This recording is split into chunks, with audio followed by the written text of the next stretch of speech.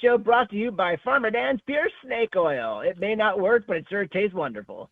Ladies and gentlemen, joining me on the line, he is from Cinemablend.com, does amazing endorsements. Ladies and gentlemen, his name is Mike Reyes from Cinemablend. I already said all that. Wow, I'm kind of doubling up on everything today. I was so intrigued by your snake oil. Yes, Farmer Dan's Pure Snake Oil. It may not help, but it tastes wonderful. Monorail? I'm glad you saw where I'm glad you saw where I was going for, because I was going for the thing I had in my mind was Hank Azaria from the Gabbo song, where he does the Vin Scully impression, and he's like, "Let's take a minute to talk about Farmer Dan's Pure Pork Sausage."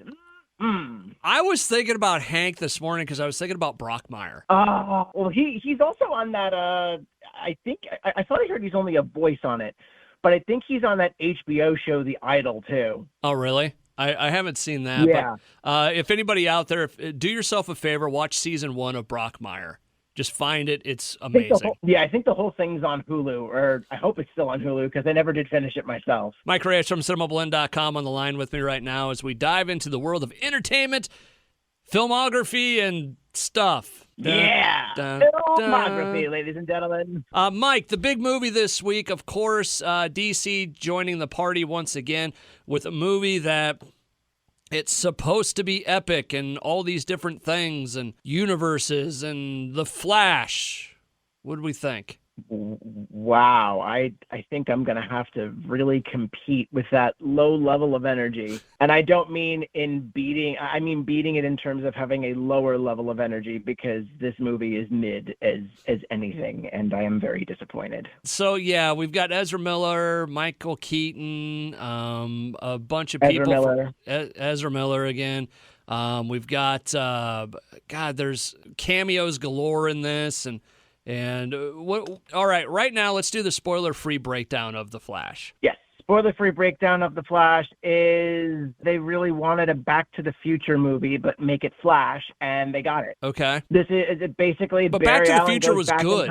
Yeah, but there are so many one of the better parts of the influence is the score to this movie harkens back to John Williams and Alan Silvestri. Alan Silvestri obviously doing the music for Back to the Future, and there's moments that sound very Back to the Future-esque.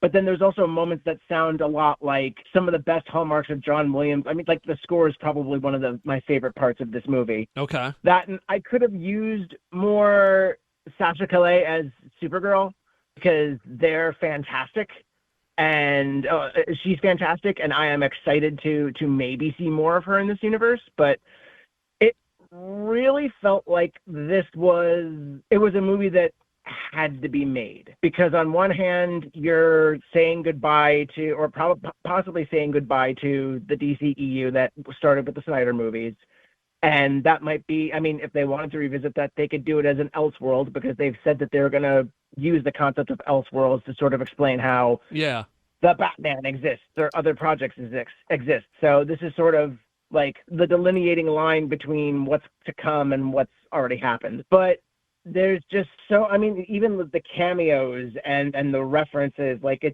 it feels like it was a court-mandated movie, not only in production, but kind of in watching it. But the funny thing is, it's not so court-mandated, because who knows how much of an effect this is going to have on the continuity. Yeah. And, you waste Michael Shannon coming back as Zod. It's not that big of a deal in here, and even though it's supposed to be the big climactic battle of the movie, it's still kind of, this whole thing kind of left me cold. And then they purposely throw in another Barry Allen, because Barry kind of needs to learn a lesson of how annoying he can be to people, and how he needs to learn a lesson of where he can improve. But the way that they amp up this other character's annoyability is just and just the tone of this thing, it's I don't know whether to take it seriously or to be laughing. Yeah. I feel it's a missed opportunity, and I hate that. You said something that kind of cut through there, and I think if you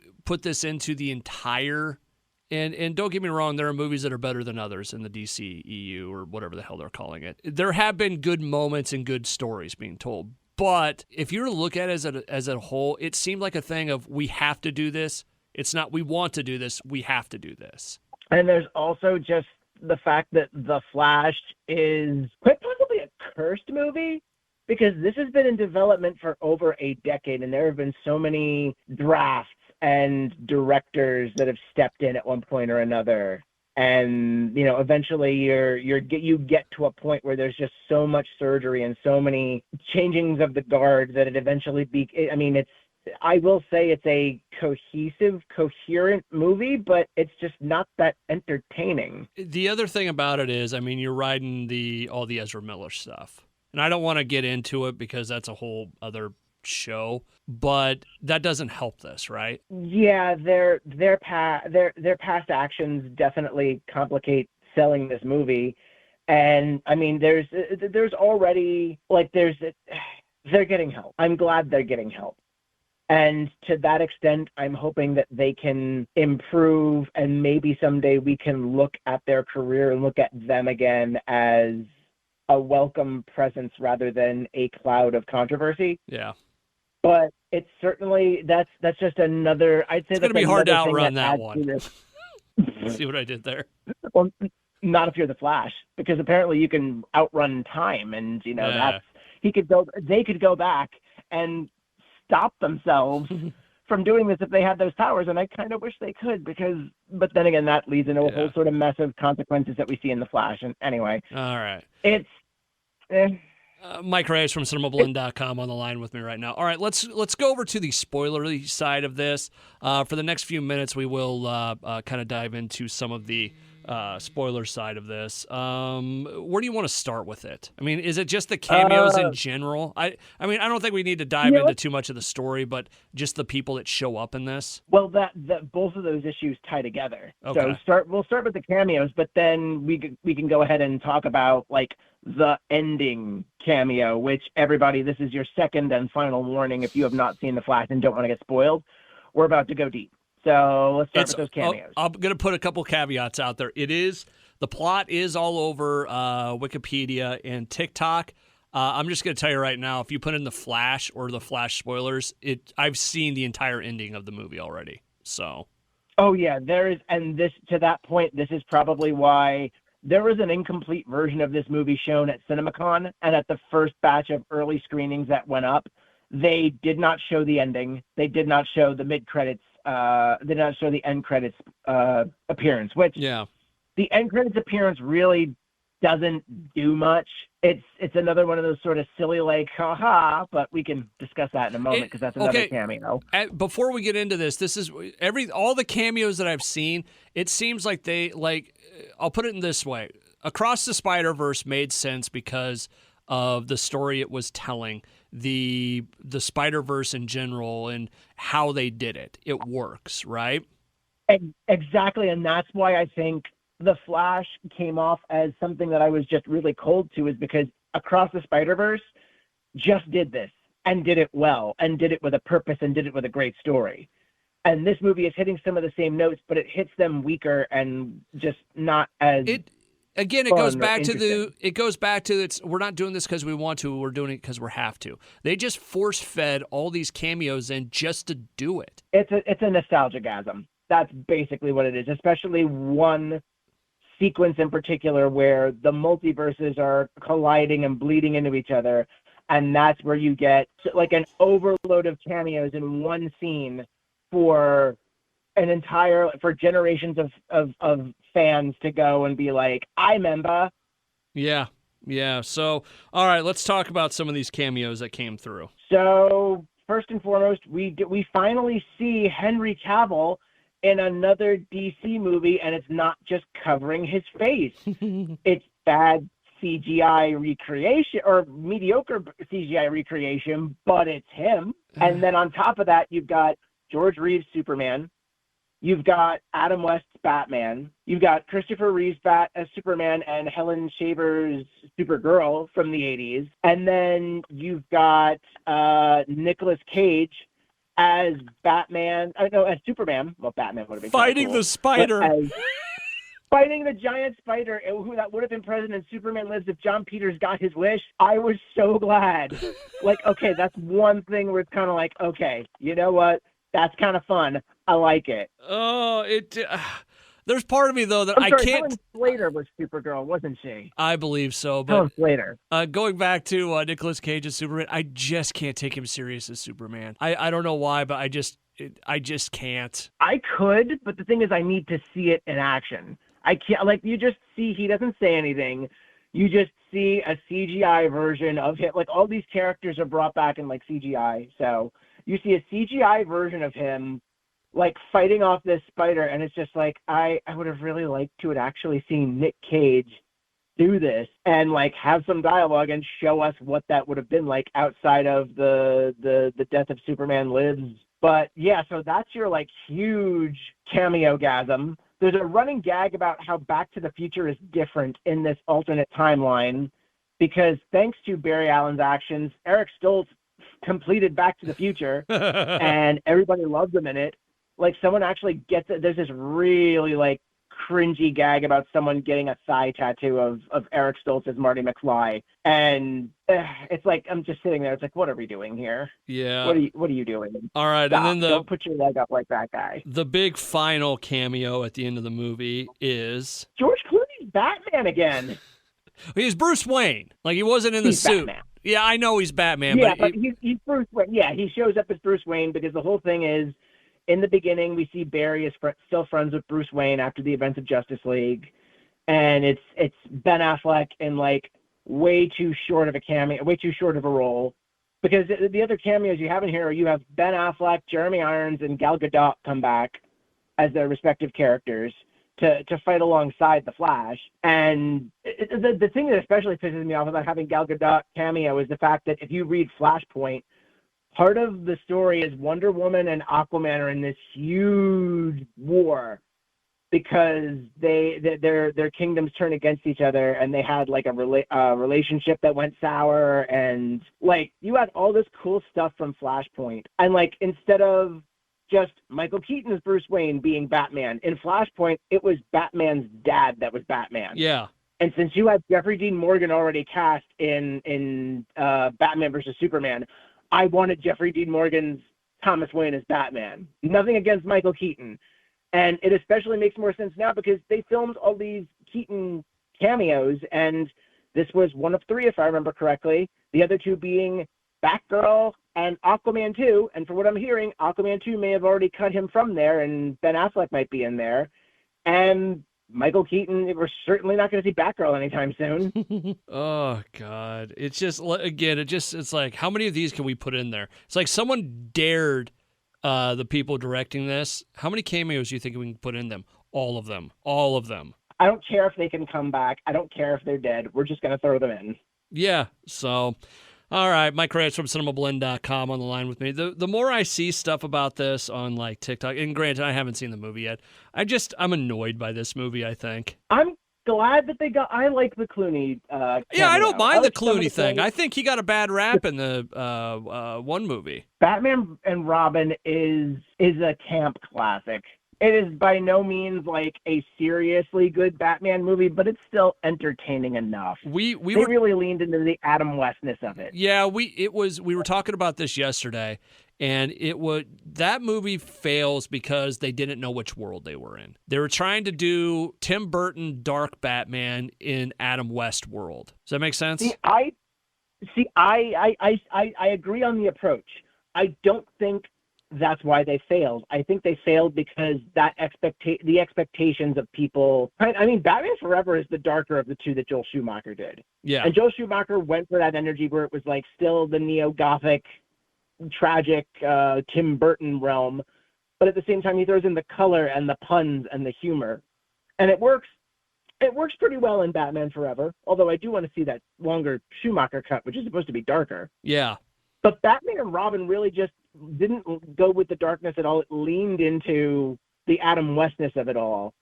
And I think that's the thing that caused it to fail, besides the fact that there was just there's a whole long story about some of the mismanagements, and like the studio wanted the movie done really quickly because they wanted to strike while the iron's hot and all this other stuff. But I think that I don't think it's a failure as a movie so much as it's just something that people weren't primed to accept. And that's why you've got people sort of say in the good actually camp now, where it's like, Batman and Robin is, a camp classic, and it's funny. Yeah, I don't know. I would love to see. I'll put it this way: I would love to see George Clooney get another run at it and do a. I definitely would too. I like seeing Clooney work. Yeah. I like seeing the dude's charm. That he has like that million-watt smile, and he even has like he has his beard. He has that like light beard that he has in The Flash, and it's like while you probably expect Bruce Wayne to be more clean-shaven, I like the beard on him. Like I just like Clooney. I've been a huge Clooney fan since. Boy, Bruce since Wayne PR. and Batman have a really similar look going on. It's just a fake beard. He puts it on as Bruce Wayne, and then he like takes it off. Actually, it's all spirit gum and like. You know what? Would you want to see that Bruce Wayne in a Batman Beyond? Oh, now see, that's hard because I still like the idea of Michael Keaton. Oh, Michael Keaton's by Batman far. Beyond. He's by far the better choice. But now it's. But I would not. Yeah, I would not turn down a George Clooney Batman Beyond, especially because if he's not doing the suit work and he's just doing the drama and the gravitas, he would be very comfortable. He'd be happy with that. He should have been Thomas Wayne's Batman. I'm still with Jeffrey Dean Morgan on that. I'm sorry. Huh. Interesting. All right. I'm still with Jeffrey Dean Morgan on that because that's another guy that falls into the Clooney camp where it's like, I remember watching Rampage, and that movie was so damn boring, except for the parts where Jeffrey Dean Morgan swaggers in as like a federal agent with like I think he had an exaggerated Southern accent and just spouting off one-liners, and it's like, why can't you be the center of this movie, man? That'd be awesome. Mike Reyes from Cinemablend.com on the line with me right now. We're going to wrap up the Flash talk there. If you want to go see it, cool. I'm sure it will be.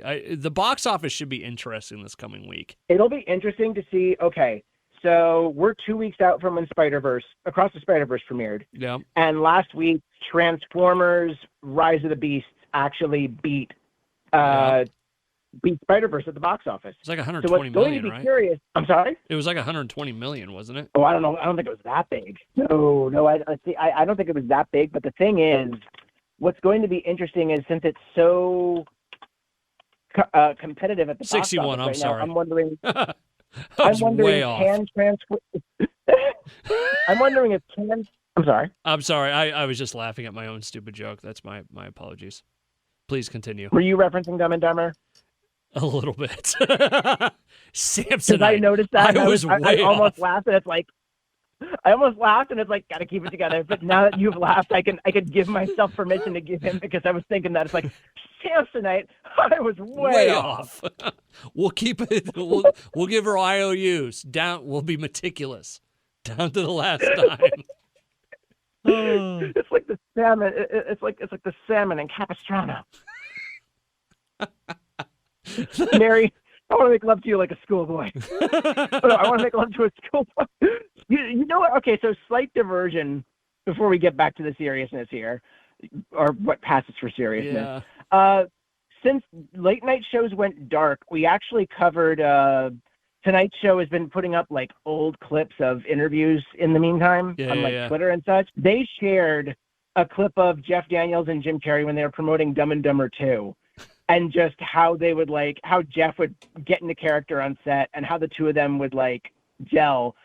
And I mean, it doesn't have to be a Dumb and Dumber movie, but I would love to see those two work together again in a comedy because that's just one of those pairs that it's underrated and at the same time it's so well remembered that everybody knows it. Yeah, I'm trying to figure out what would be good for them. Even if they did more just a serious screwball comedy where it's they're just these good, well-meaning guys that just get mixed up and stuff.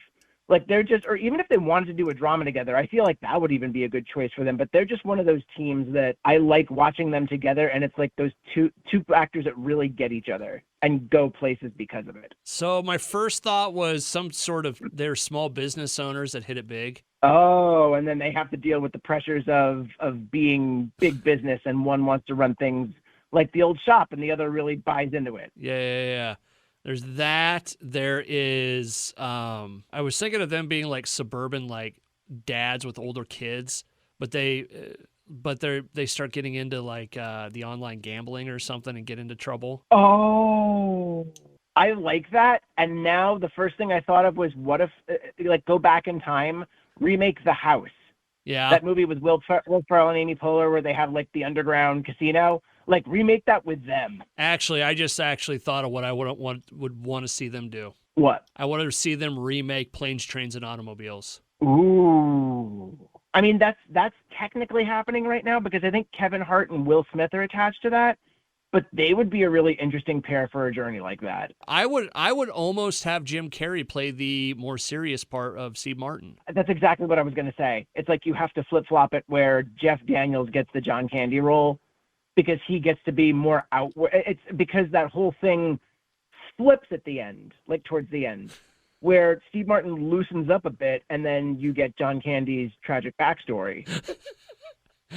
I still need to see the new cut, the deleted scenes they released.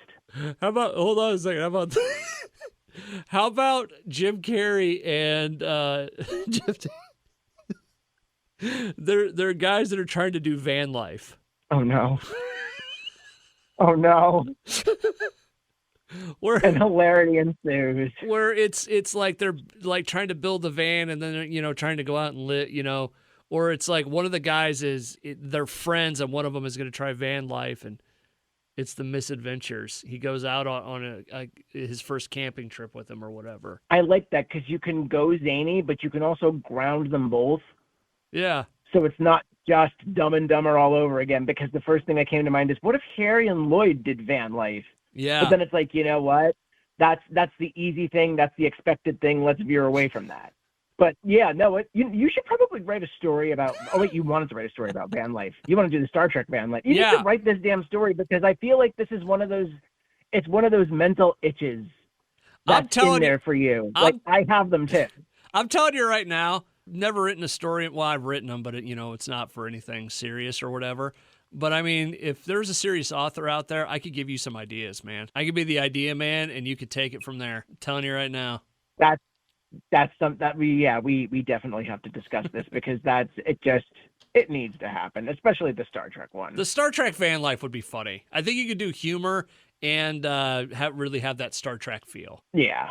So, but sort of weaving back. Oh, go on. Mike Reyes from Cinemablend.com on the line with me right now. Where are we heading? Oh, just basically like we'll see what the Flash does this weekend in terms of will Transformers have strong word of mouth and strong numbers? Could Spider-Verse maybe even come back up? I mean, honestly, folks, if you're spending your money on a multiverse movie this weekend, see Spider-Verse. If you've seen it, see it again. I would like to go see it. I still have not seen it, and I need to. So you should definitely go see it. I know. Mike, we're going to be doing a little bit of time travel here in a few minutes for Extraction and possibly one other movie. What news do we have this week? Anything really sticking out to you? I do have one more movie to slightly talk about before we go into news. Okay. I did see The Blackening, and The Blackening comes out this weekend. It's a horror comedy about a group of college friends are reuniting after, not seeing each other for years, and they're reuniting to celebrate Juneteenth, and a slasher is stalking them. Oh boy. So it's 2022? No, it's this year. It may have gotten like some sort of festival release last year. Oh, okay. But this is like a wide public release, and it's pretty fun. Like honestly, the best equation I could come up with to describe it is it's like Scary Movie meets Clue. Okay, I'm in. And that's exactly because Say no more. It does take a little while to get set up, though. I will admit, the pacing was a little slower in the beginning, but there's still some pretty solid jokes. There's great digs, and the characters are a lot of fun. But when it locks into what it's doing, it takes off from that point, and just you are with it. Like if you can get past like a slightly slower opening, but the rest of the movie is rewarding in its humor and what it tries to do. The reason it has 22 on it, it was released at the Toronto International Film Festival. That's what I thought. In 2022, and now it's got its release this weekend wide. So yeah, that's exactly what I thought, because sometimes they'll list a movie as like, hey, it was out in 2022, and now it's like, well, technically it was out in 2022, but that was a festival screening, and now it's got now it has a release date. It's confusing. Everything is confusing now. Everything. But fun. So, yes.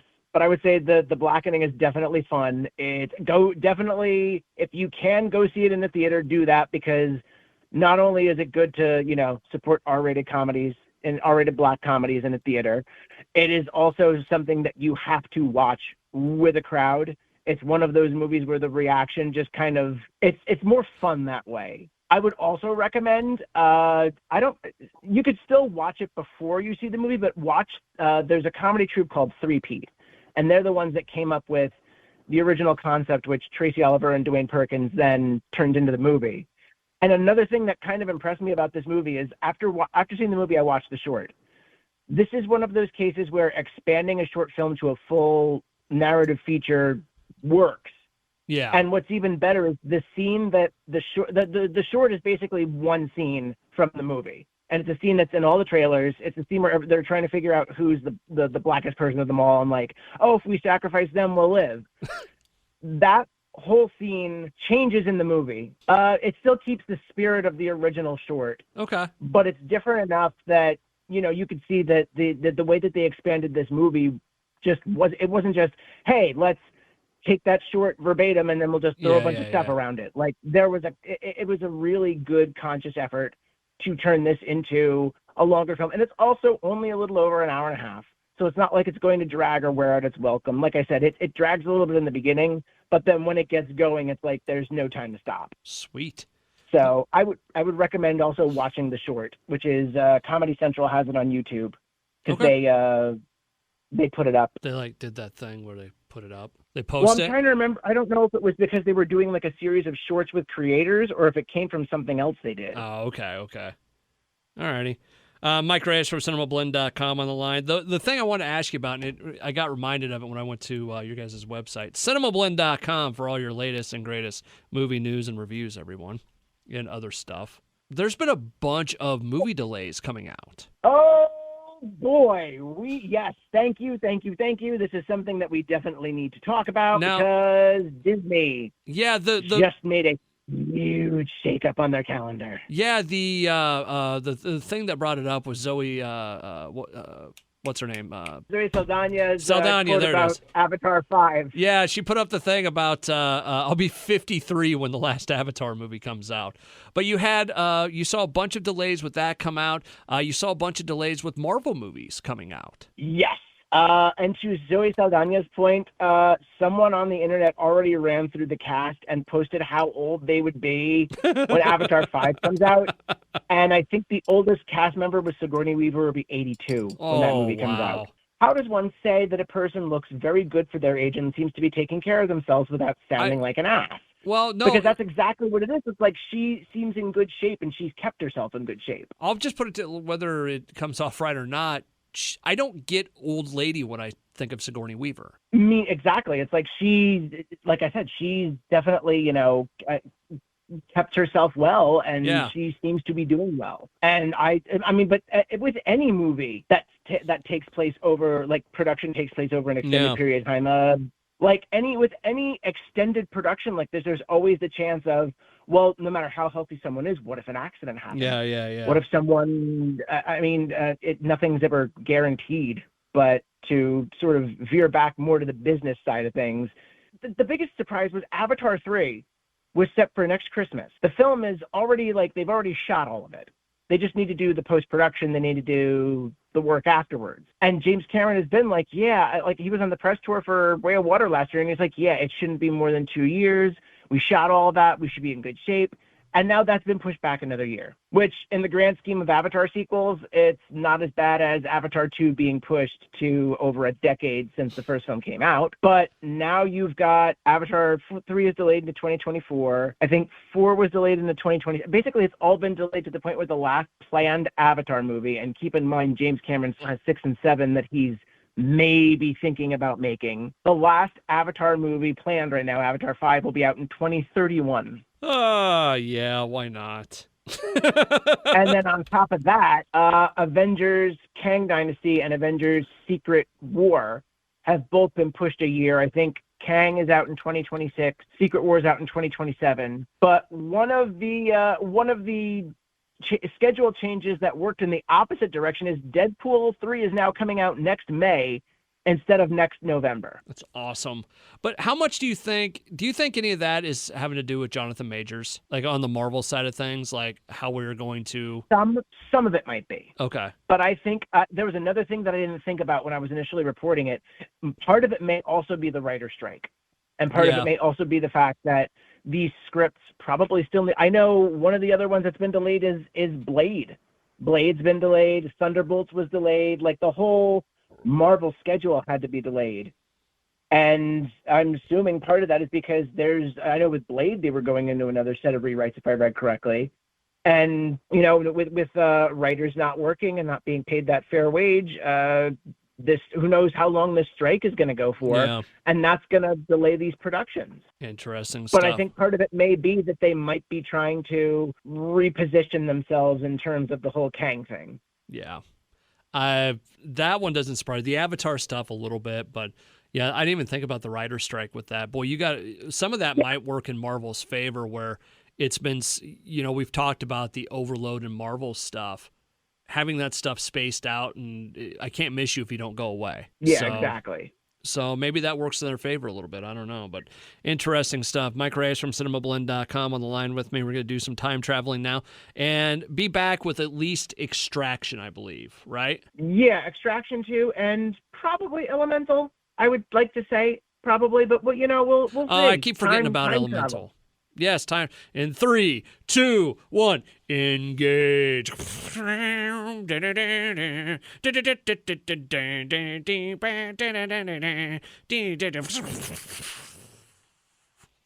travel. Wow. We're here. All right, everybody. Our time travel spectacularly failed this week. I told you. If you don't stand the right way and if you go one too many times, what ends up happening is I end up watching an episode of Black Mirror instead of Extraction 2, which is exactly what happened. Yeah, so we were going to talk about Extraction 2. It's out on Netflix today. We're now recording on Friday. It's about 10 a.m. Central Time. And Mike was supposed to go to a movie last night, but that didn't happen. Yeah, again, look, if we have not learned anything from the Flash, it's that some points are just they are fixed points in time. The Flash actually creates a new term for this. Yes. I'm trying to look through my notes to find it. I think it's an inevitable. Is it a canon event? No, that's Spider-Verse. I know. Inevitable intersections. That's a fixed point in time, basically. Okay. It's an inevitable intersection. On this line, I watched the episode Beyond the Sea from Black Mirror Season 6, which is now on Netflix. Nice. And I'm going to say if you ever wanted to see a dark version of Avatar, this is it. Okay. Because the short version is Josh Hartnett and Aaron Paul are astronauts in an alternate 1969. They're running some sort of space mission.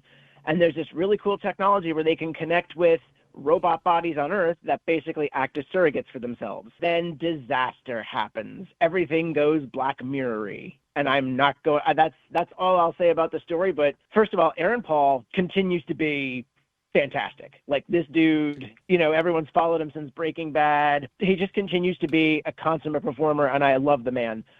But more love needs to be given to Josh Hartnett, who feels like he's like on the cusp of this renaissance of his own, because he's fantastic in Wrath of Man for Guy Ritchie. Yeah. And then he was also fantastic in Operation Fortune, which I think is on Prime right now. That kind of came and went, and that's a lot more fun than a lot of people knew about. But Josh Hartnett's really good in this episode.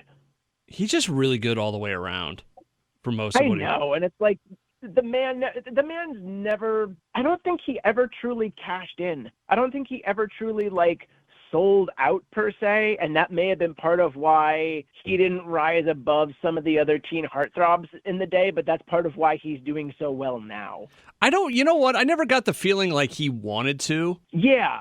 Like he was almost like Heath Ledger, who like Heath Ledger admits that he tanked his career on purpose because he didn't want to just keep doing the same old stuff. Interesting things here. Yes, interesting. Also, if you're a wrestling fan, there's a really disturbing meme that comes from this episode that kind of spoils the ending if you know the history. Yeah. What's the I meme? stumbled upon it last night. Someone drew a parallel between one of the characters and Chris Benoit. Oh, no. Yeah, it's dark. Oh, it's really okay. dark. We're going to leave that one there. Mike Reyes from Cinemablend.com on the line with me right now. As we were going to talk about a couple other things, but things happen, and here we are. By the way, side note, something that happened right before we came on here, Mike and I may have figured out the way to get famous. We have so many ways to get famous, I think. And so you're talking about the... Yeah, but you're talking about the soccer sketches? Yeah, hold on a second. So Mike, he's got a lot to do. I've got a lot to do, and we're like, okay, well, we just need to put a tag and an ending on this episode of the show, right? So I call Mike, and we start talking like we always do, and we go down this rabbit hole of making the perfect British comedy about arguing. And it started with Patrick Stewart, John Hurt, and Ian McKellen. And who else did you say? Derek Jacobi. Like, I wish John Hurt was still with us, that this could actually happen. AI, my man. Oh, no. I would not want that. I'm sorry.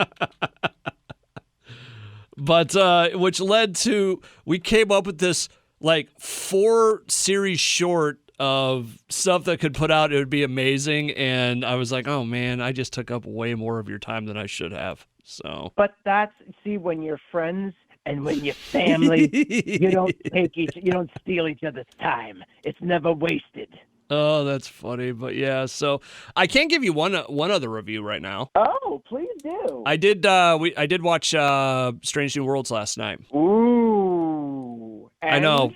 We get pulled back into Star Trek here, man. Look, I don't care. I love that you are excited about it. I'm excited about it. I just need to fit it into my schedule. But I will always talk Star Trek with you, especially because I saw that Carol Kane is in the episode. Yeah. I love seeing her pop up in anything because, look, many people are going to say as a kid they grew up with her in Princess Bride or something, or I don't know what else they would say. The two things I will say is I think she was in Addams Family, but I know she was in Scrooged, and the way that she terrorizes Bill Murray in that movie. She is absolutely insane in this show. That's what I want to hear. But you buy it in a very weird way. And there's a little bit of a spoiler at the end you find out about her. I am excited. Excited to just dive. I'm especially excited to dive into Strange New Worlds because it just looks so damn good. It's if you're into TOS, Star Trek, you're going to dig this, I think. It's very episodic feel. Weird thing, Pike was only in it for like the first 5 minutes, and then it is a Spock-centric show where they're setting they're setting up a few different things in this, I feel like. Fascinating. Yes, exactly. Which I will say this, one kind of weird thing that came out of this, they may be setting up something and they may have done it like under the radar with Carol. Ooh. Yeah, it was one of those that's like, oh, that's weird. And then they kind of went past it and they set up enough of it that it's like, okay, something may be cooking here. So yeah, I don't know. But that, and they set up some stuff with the Doctor and Nurse Chapel that they're not exactly what you think either. So, ooh, and thank God, the Skrulls are coming to Star Trek. And thank God, they had normal Klingons on this show. They didn't have the Discovery Klingons in this that look like weird vampires. Gotcha. Anyways, no, it was very cool, and Spock goes drinking with Klingons. So, oh, diplomacy. Yeah, really. And he has a hangover at the end, and he asks an admiral, "Could you please not speak so loudly?" Done. Sold. I'm ready. It was Star very Trek Strange New Worlds on Paramount Plus. It was very funny. We also watched another episode of the Night Agent last night, which I also need to get in on because I hear it is fantastic. I hear it's good. I hear it's fun. Yeah, my wife was saying, she goes, "Do you actually like this show?" I'm like, "Yeah, I actually do, but it's so easy to make fun of certain parts of it and to have fun with it. Like they're having very serious moments, and you put in a line or something, and you start laughing at it. It's very funny." There is a fight scene where the one girl, she has this giant log and just keeps like every time he turns around, she f***ing hits him in the face.